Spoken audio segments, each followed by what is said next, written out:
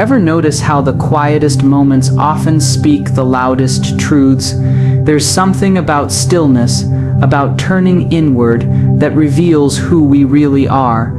And sometimes, it all starts with a simple question: why do I only talk to myself this way when I'm trying to be better?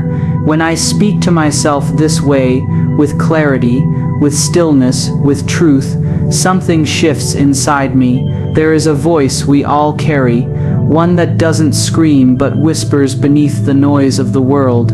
It asks us not who we are pretending to be, but who we really are. That voice becomes louder during moments of discipline, during choices that ask us to step out of our comfort and into our core.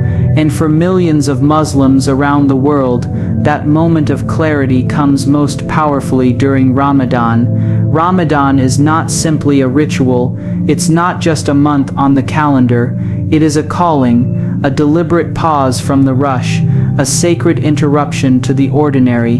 And one of the most striking things about it is the act of fasting, not just from food, not just from drink, but from ego, from impulsive reactions, from distraction, from indulgence. And in that space there is silence, and in that silence, the self begins to speak. We live in a world that tells us constantly to consume, to always be full of opinions, full of noise, full of wants. Fasting, in contrast, asks a very different question: what happens when you are empty?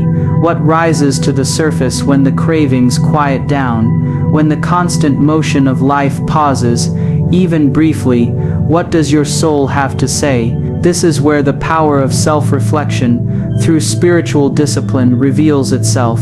When Muslims fast during Ramadan, it's not just about enduring hunger, it's about becoming deeply, intimately aware of themselves, of their weaknesses, of their strength, of their patterns. It is a daily check-in, a mirror held up not to the world, but to the inner landscape of the heart. And it's not always easy.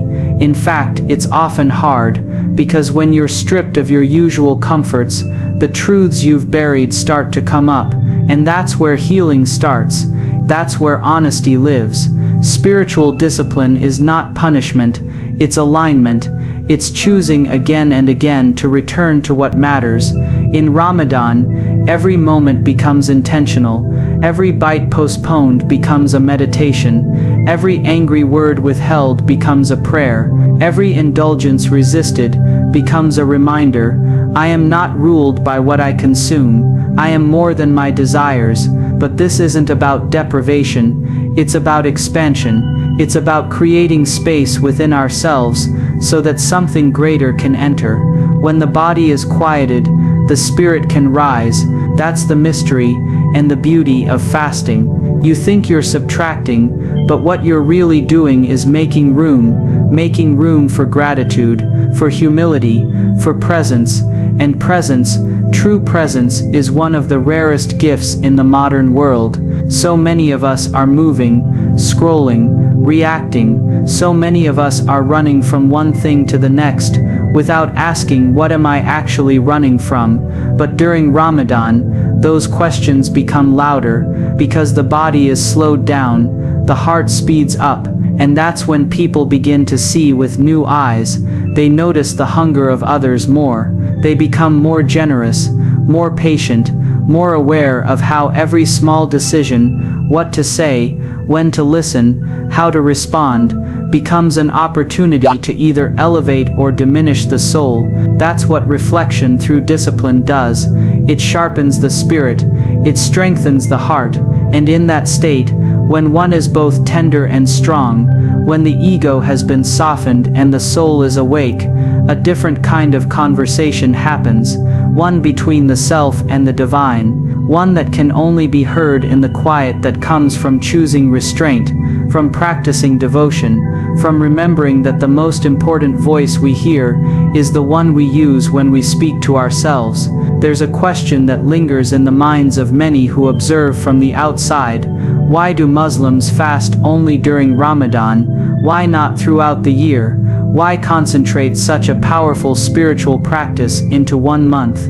It's a fair question, but also one that carries within it a profound misunderstanding, because the truth is, Ramadan is not the only time Muslims fast, but it is the sacred time, the appointed time, the chosen time, and in that distinction lies the deeper meaning. Ramadan is not about scarcity, it's about sacred rhythm. It's not about limiting connection to God or goodness to a mere 30 days, it's about heightening it, intensifying it. Ramadan is the crescendo of a spiritual symphony that plays all year, the moment where everything becomes sharper, clearer, more purposeful. Fasting during Ramadan is like lighting a match in a dark room and watching everything you thought you knew come into new focus. This isn't accidental. Ramadan comes at a precise moment in the lunar calendar, and with it comes an invitation, not to begin something new, but to return, to realign, to recommit. It's a divine reset, a season of remembrance, and in that remembrance, there is immense beauty, because in a world where everything demands urgency, emails, deadlines, screens, opinions, Ramadan moves at a different pace. It says, slow down, go inward, remember who you are. Muslims fast outside of Ramadan too, on Mondays and Thursdays, on special days throughout the year, but Ramadan is the collective journey. It is the season when the entire global ummah, the Muslim community, turns inward together, when millions rise before dawn to eat in the dark and then wait, with patience and prayer, until the sun sets, and in that waiting, something ancient stirs, a sense of belonging, a sense of unity. That's the magic of Ramadan, not that it's the only time Muslims fast, but that it's the time they fast together.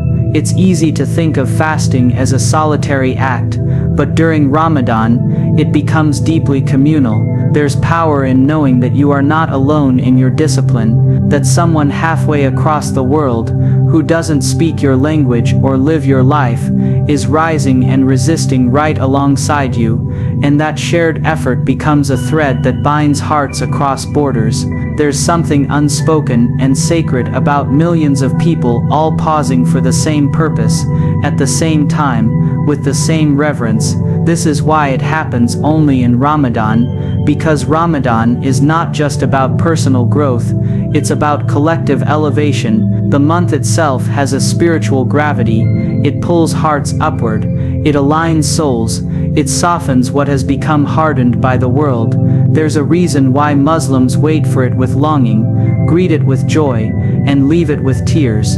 It is a container of sacred time, a field of divine opportunity, a garden where the seeds of the Spirit are watered every day, with intention. Fasting outside of Ramadan is a quiet devotion, a hidden jewel, but fasting during Ramadan, that's a full surrender, that's a journey, that's walking hand in hand with your faith, every single day, knowing that the next sunset is both a physical relief and a spiritual reward, knowing that in the ache of hunger, there is remembrance, in the dryness of the throat, there is devotion, in the tiredness of the body, there is awakening of the soul.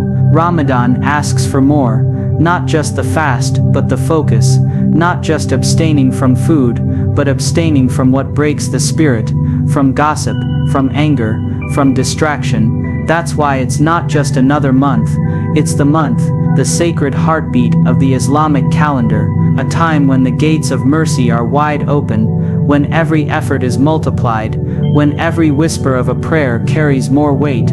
It's not just about when you fast, it's about why you fast then, because something in the soul knows, now is the time to listen more deeply, to give more freely, to become more fully. There is something deeply powerful about what we choose to do again and again. Our routines shape our lives, they mold our habits, our reactions, and ultimately our character. And in the midst of this modern life, where routines often feel mechanical, even numbing, there's something profoundly different about the routines of Ramadan. There's something sacred about the way every day is crafted with intention. It is not a casual schedule, it is a spiritual architecture. Muslims around the world enter into a rhythm that doesn't just serve the body, it awakens the soul. The power of Ramadan lies not in grand gestures, but in the quiet repetition of sacred choices, waking up before the first light of dawn to eat with purpose, knowing the day ahead will ask for strength, for patience, for presence, listening for the call to prayer as the sun sets, not just as a signal to eat again, but as a reminder, the day was never really about the hunger, it was about the journey.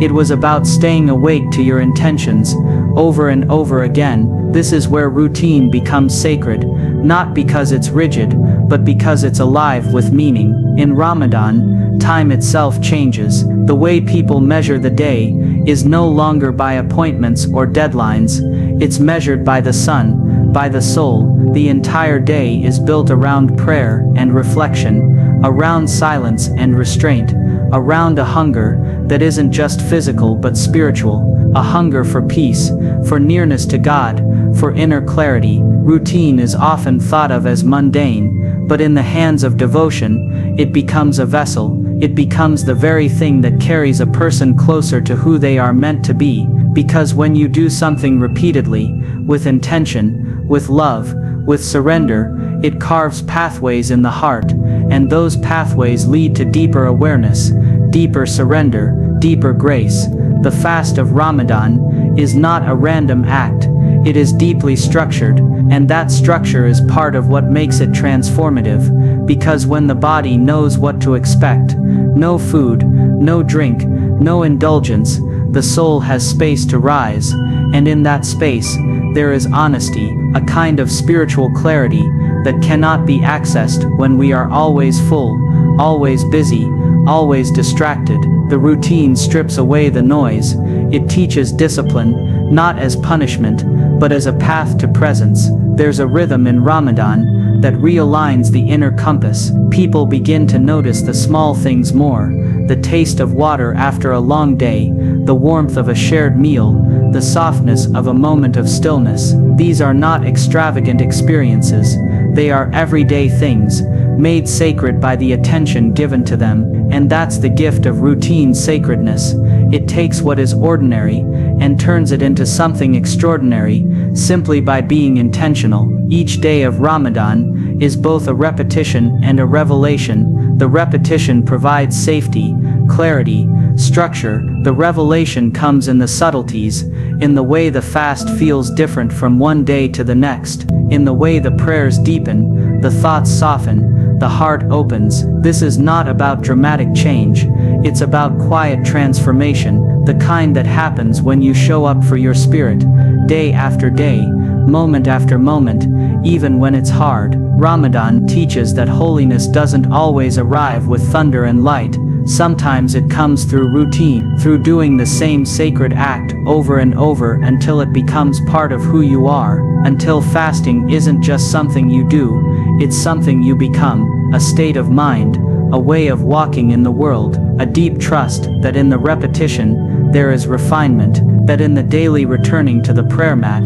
to the hunger, to the stillness, something inside begins to shift, and what begins as discipline becomes devotion. What begins as structure becomes surrender. When you look closely at Ramadan, you might see something that feels exclusive, something rooted in a specific tradition, with rules and rituals that might not be familiar to everyone. But look a little deeper, and you'll begin to see something more, something undeniably human, because what's practiced during Ramadan, while shaped by Islamic faith, touches on truths that live in all of us. There is nothing foreign about learning to be patient, nothing exclusive about choosing compassion, nothing unfamiliar about wanting to be better, to live with more intention, more grace. That's the power of a particular practice, carrying universal lessons. Fasting during Ramadan is one of the 5 pillars of Islam, a core part of the faith. But even if you are not Muslim, even if you've never fasted in your life,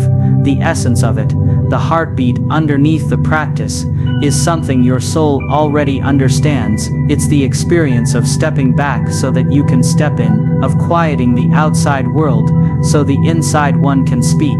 It's the experience of turning your attention inward, of asking harder questions. What controls me? What drives me? What am I numbing, avoiding, forgetting? Fasting brings those questions to the surface, not with judgment, but with clarity. There's something beautifully paradoxical about the act of fasting. You empty yourself, and yet you become more full. You withhold, and yet you receive. And that speaks to something we all crave, no matter what path we walk, the desire to find meaning beyond the noise, to feel connected to something higher, something true. That desire doesn't belong to any one religion, any one people, it belongs to the human condition. What Ramadan offers then, is not just a religious discipline, but a spiritual lens, a way of seeing the world, and yourself more clearly. Through the hunger, you learn empathy, not in theory, but in the body. Through the stillness, you learn presence. Through the repetition, you learn resilience, and those are lessons anyone can carry. Whether they fast or not, whether they know the Quran or not, whether they kneel on a prayer mat, or simply sit in silence in the early morning light, the particularity of Ramadan makes its wisdom powerful, not narrow. It's the depth of the commitment, the specificity of the structure, that allows something rich to emerge. And when you look at it, without trying to change it, when you simply witness the devotion of someone fasting, when you see them pause before they speak, turn away from an argument, give when they themselves are in need, you see not just a religious act, but a deeply human one. You see someone trying to be kinder, trying to be more present, trying to honor something bigger than themselves. In a world that often celebrates speed and indulgence, Ramadan moves the other way. It teaches that restraint is not weakness, that there is power in saying no, in waiting, in holding space, that we are not only defined by what we want, but by what we are willing to release. And that's a message that resonates far beyond any mosque, far beyond the Muslim world. It's a message that touches anyone who has ever longed for peace within themselves. Fasting during Ramadan also brings forward the theme of gratitude in its most raw form, the kind of gratitude that isn't performative or philosophical, but lived. When you break your fast with a single sip of water, that moment becomes a lesson in appreciation. That water tastes like a miracle, that first bite becomes sacred, and in that moment, you realize how much beauty you've overlooked. That is a universal experience, to suddenly see the extraordinary in the ordinary, to realize that life has been full of blessings you forgot to name. What Ramadan teaches, through its specific practice, is how to return, not just to faith, but to presence, to humility, to softness. And in a world that can be so hard,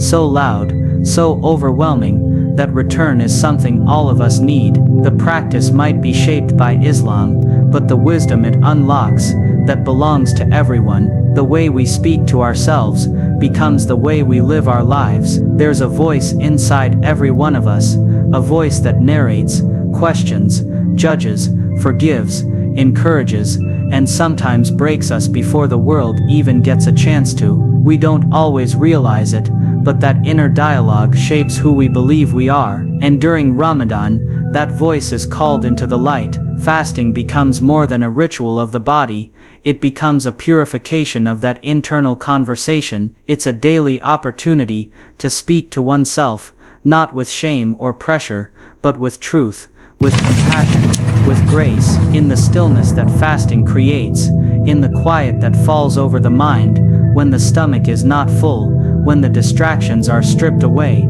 the voice within us becomes louder. It is no longer drowned out by the next meal, the next craving, the next burst of entertainment. Suddenly, what's left is you, your thoughts, your habits, your patterns, your unspoken fears, your hidden longings, and in that space, you begin to hear yourself, truly hear yourself. And the question becomes, what are you saying? Are you gentle with yourself when you falter, or do you shame yourself into silence? Are you proud of how you've grown, or do you still carry the burden of who you used to be? These are not surface-level questions, they are soul-level, and Ramadan, in its rhythm and restraint, becomes a mirror, one that does not lie, one that shows you what you might have been too busy to see. And when you see yourself clearly, not through the eyes of others, but through your own awakened heart, you begin to change the way you speak, not just to others, but to the self. Many assume fasting is about saying no, no to food,